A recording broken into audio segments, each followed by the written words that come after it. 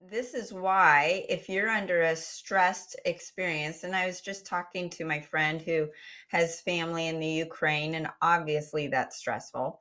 Um, when she goes through those periods of time and they're bombing her hometown, and she gets extremely constipated, she can't eat, digestion shuts off because the body doesn't need to focus on that. There's a reason that every religion prays before they eat, Mhm. because we're taking a moment to switch into that rest and digest. And I'll be running around going from work to then cooking food and getting it on the table for my family. And I'm not thinking about even being hungry until I sit down and I take a moment and I rest and digest to get myself into that mode, because it's like, okay, now I can focus on digestion. Mhm. Now I've taken down the stress level and I'm in the mode of this is what I'm doing for my body.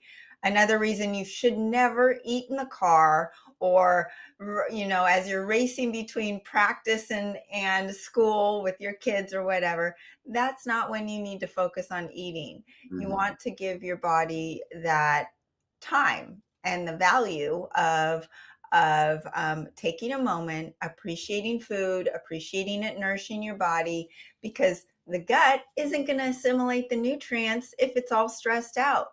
So let's get into the gut a little more with what happens from that stress state, and then when you switch into the parasympathetic state.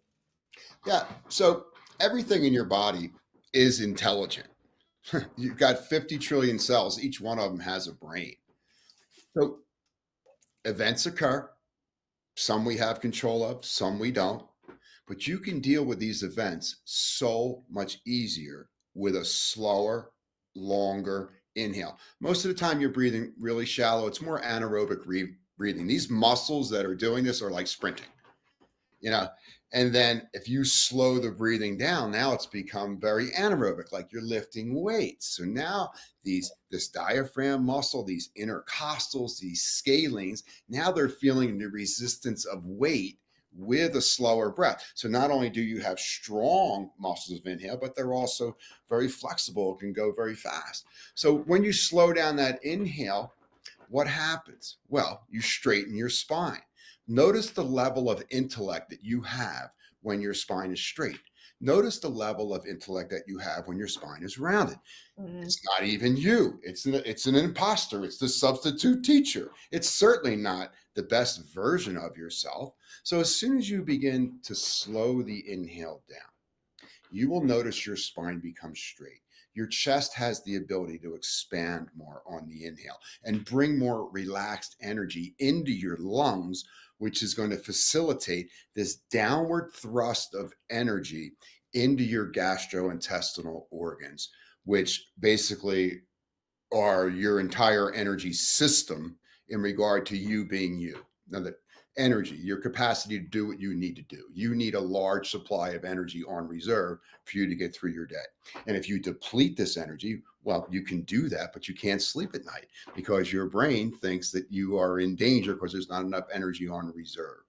So simply what we were speaking of this whole podcast so far, slowing down your inhale is the first cue to humans that there is another version of yourself that's trying to get to the surface of your mind to interact with your thought forms.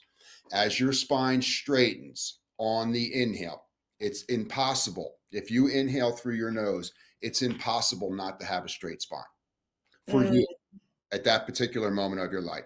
Why do you want a straight spine? Because then there's less stress on your physiology to complete whatever task it needs to do at that particular moment of your life.